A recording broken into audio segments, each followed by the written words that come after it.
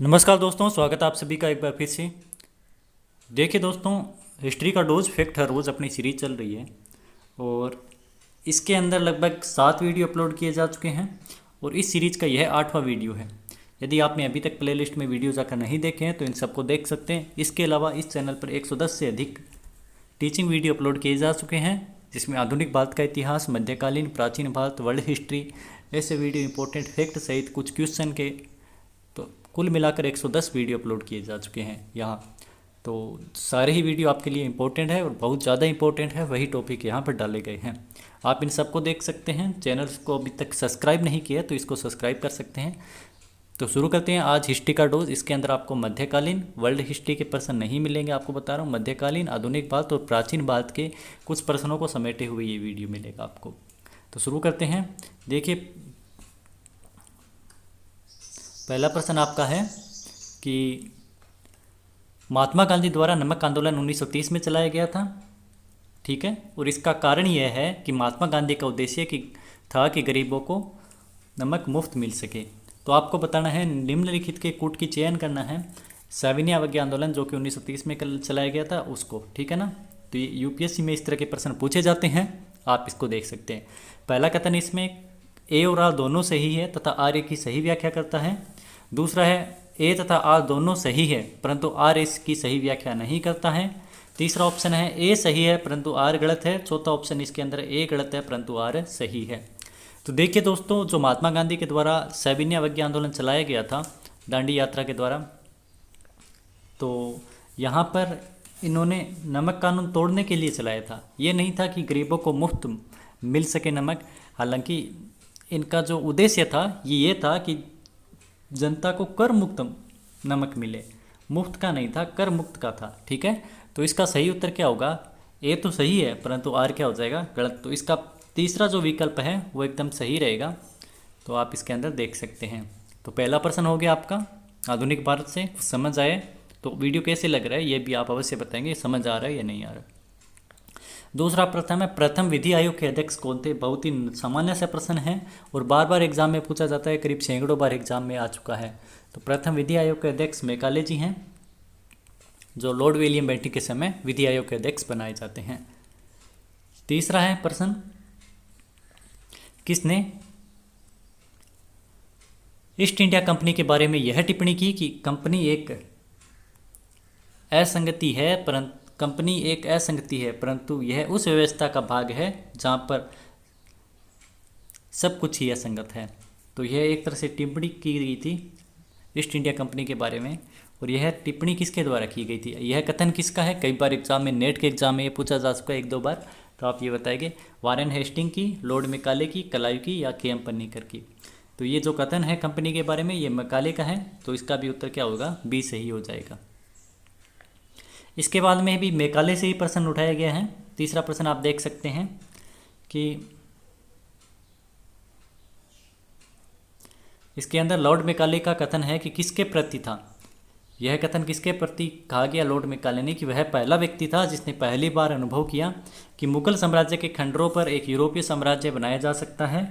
ये किसने कहा? किसके बारे में कहा था मैकाले ने? क्लाइव के बारे में कहा था, कॉर्नवालिस के बारे में कहा था, डलहौजी के बारे में कहा था या डुप्ले के बारे में कहा था? आप अपनी कॉपी में इनका उत्तर अलग से लिख सकते हैं और कमेंट बॉक्स में यह अवश्य बताएंगे कि आपके कितने प्रश्न सही हुए थे, ठीक है। तो ये कहा गया था डुप्ले के द्वारा। ये 2 बार प्रश्न रिपीट हो चुका है, एक बार किसी स्टेट पीसीएस के एग्जाम में और एक बार यहाँ असिस्टेंट प्रोफेसर एग्जाम में, छत्तीसगढ़ असिस्टेंट प्रोफेसर एग्जाम, जो कि इस बार हुआ था। इसे पिछली बार जो एग्ज़ाम हुआ था उसके अंदर ये प्रश्न आ चुका है। नेट के अंदर भी शायद पूछा गया तो मुझे पता नहीं है। तो मैकाले ने डुप्ले के बारे में यही कहा था, जिसने सबसे पहले सहायक संधि की प्रथा आपको पता है चालू की थी डुप्ले द्वारा। पहला व्यक्ति था जिसने पहली बार अनुभव किया कि खंडरों पर जो मुगल साम्राज्य के यहाँ पर यूरोपीय साम्राज्य स्थापित किया जा सकता है। मैकाले का यह कथन है। आगे वाला कथन है, देखिए थोड़ा जूम कर देता हूँ मैं इसको। अकबरकालीन किस चित्रकार ने आत्महत्या की थी? ये मैंने आपको फैक्ट के अंदर भी बताया था, जब हिस्ट्री का डोज फैक्ट है रोज़ ये हम वीडियो में अध्ययन कर रहे थे, उसके अंदर भी मैंने आपको बताया था। तो अकबर का वह कौन सा चित्रकार था जिसने आत्महत्या की थी? इसका उत्तर मैं आपको नहीं बता रहा हूँ, इसका उत्तर आपको कमेंट बॉक्स में उत्तर बताना है कि किसने यहाँ पर आत्महत्या की थी। अकबर के चित्रकार ने, ठीक है दोस्तों। इसका उत्तर आप अवश्य दीजिए। प्रश्न नंबर आगे वाला है, प्रश्न के क्रमांक नहीं डाले गए हैं, तो आप देख सकते हैं कौन सा है, पांचवा या छठा है। बलबन ने अपनी बादशाहत को किस कारण सर्वोच्चता के रूप में स्थापित किया था? यूजीसी नेट के अंदर ये प्रश्न पूछा गया है इस तरीके का, ठीक है ना। इसी तरीके का प्रश्न है, मैंने थोड़ा सा अलग बनाने के प्रयास किया है। स्वयं को प्रतिष्ठित करने के लिए, या खलीफा की शक्ति को कमज़ोर करने के लिए, शासन के पृथक्करण की स्थापना करने के लिए, या किसी भी प्रकार के विद्रोह की संभावना को रोकने के लिए। तो बलबन ने अपनी बादशाहत को किस कारण सर्वोच्चता के रूप में स्थापित किया था, ये आपको बताना है। तो इसने न तो स्वयं को प्रतिष्ठित करने के लिए किया था, न ही खलीफा की शक्ति को कमज़ोर करने के लिए किया था। खलीफा से उसका कोई मतलब नहीं था। उसने शासन को पृथक्करण की नीति नहीं अपनाई थी, उसने शासन को एकदम केंद्रीकृत कर दिया था। किसी भी प्रकार के विद्रोह की संभावना को रोकने के लिए उसने ये ऐसा किया था। तो इसका सही उत्तर हो जाएगा डी, सबसे सही इसका विकल्प डी जा रहा है। तो इस तरह के प्रश्न आते हैं, अवधारणा से संबंधित, फैक्ट के संबंधित भी प्रश्न इसमें डाले गए हैं, अवधारणा के संबंधित भी इस वीडियो में डाले गए हैं। तो सारे प्रश्नों को आप देख सकते हैं यहाँ। आगे वाला प्रश्न है, किसने बलबन को खुफिया कातिल कहा था? बलबन से संबंधित दो प्रश्न बिठाए गए हैं। किसने बलबन को खुफिया कातिल कहा था? सिराज अफीफ ने, इसामी ने, बर्नी ने, या फिर अमीर खुसरो ने? तो आपको बताना है। बहुत ही एक सामान्य सा प्रश्न है। तो जो बर्नी होता है, बर्नी ने बलबन को ये कहा है कि एक खुफिया कातिल, क्योंकि इसने बहुत सारे अमीरों को, आपको पता है, मृत्युदंड दिया था। सुमेलित करना है, स्थापत्य कला है। और स्थापत्य कला के बारे में आपको पता है, दिल्ली सल्तनत में ज़्यादा स्थापत्य कला का विकास नहीं होता है, लेकिन जितना भी होता है वो सारा महत्वपूर्ण है। ओका मस्जिद किसके समय बनी थी? और जमायत खाना, आदिलाबाद का किला, और लाल महल किसके काल में बना था? तो देखिए, इसके अंदर यदि चारों में आपको एक भी पता है, जमायत खाना, ठीक है ना। ये मैंने आपको कल ही एक वीडियो में बताया था कि जमायत खाना जो है अलाउद्दीन खिलजी द्वारा बनाया जाता है। तो जमायत खाना यदि आप मिला लोगे, यानी दूसरे का क्या होगा, बी होगा, सॉरी दूसरे का क्या होगा, सी होगा, ठीक है ना, सी है ये। तो 2 नंबर पर सी देखिए, यहाँ पर एक ही विकल्प में आपको दिखाई दे रहा है, जो ये है, ये वाला, ठीक है ना। तो बाकी सब अपने आप मिल जाएंगे। ओका मस्जिद का निर्माण किसने करवाया था? मुबारक शाह खिलजी ने करवाया था। जमायत खाना का निर्माण अलाउद्दीन खिलजी द्वारा करवाया जाता है। आदिलाबाद का किला मोहम्मद बिन तुगलक के द्वारा, और लाल महल बलबन के द्वारा करवाया जाता है। लाल महल के अंदर इसका बाद के अंदर जो शासक सुल्तान हुए थे उनका राज्याभिषेक भी किया जाता है वहाँ पे। आगे वाला प्रश्न है, प्राचीन बादशाह, आधुनिक बादशाह भी आपको करवाया, मैकाले का, गांधी का, मध्यकालीन बादशाह भी आपको करवा दिया मैंने, अकबर का करवाया है एक प्रश्न। तो अब आते हैं अपने प्राचीन भारत पर। निम्नलिखित में कौन कुमारगुप्त प्रथम का दरबारी कवि व मंदसौर प्रशस्ति का लेखक था? बहुत ही सरल प्रश्न है, इससे अधिक प्रश्न सरल आपको मिल ही नहीं सकता। वीरसेन, वीरसेन देखिए किसके दरबार में था? चंद्रगुप्त के दरबार में था। वत्सभट्टी, हरिसेन या पृथ्वीसेन? हरिसेन किसके दरबार में था? समुद्रगुप्त के दरबार में था, और इसी ने क्या किया था?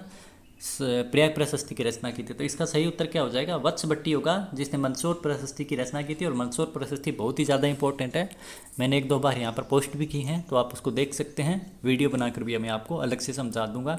यहाँ पर गुप्तकालीन जितने भी अभिलेख मिलते हैं, अभिलेखों से प्रश्न आने की संभावना बिल्कुल है। RPSC college lecturer, UGC net exam में 100% यहाँ से प्रश्न आते हैं।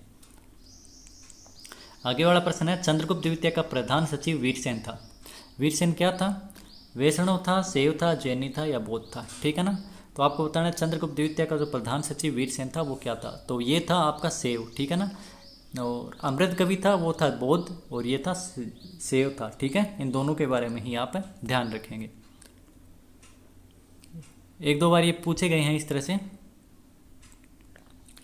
तो सॉरी, 1 मिनट, थोड़ा सा यहाँ मिस्टेक हुआ है। हाँ, अब ठीक है थोड़ा।